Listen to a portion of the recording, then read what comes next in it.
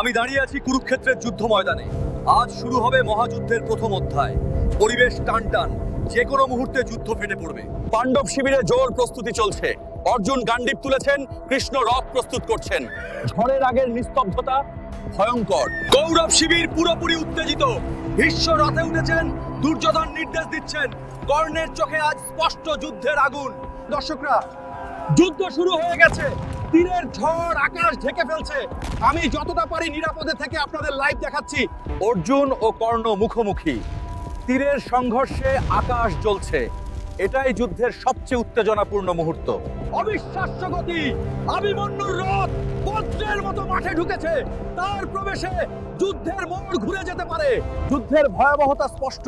ভাঙা রথ, আহত সৈন্য, ধোঁয়া চারদিকে। এই যুদ্ধ মানবতার উপর এক গভীর আঘাত। যুদ্ধ থেমেছে। সূর্যাস্তে ক্লান্ত যোদ্ধারা ফিরছে। আজকের লড়াই শেষ, কিন্তু মহাযুদ্ধ নয়। আমি ফিরবো আগামী আপডেট নিয়ে।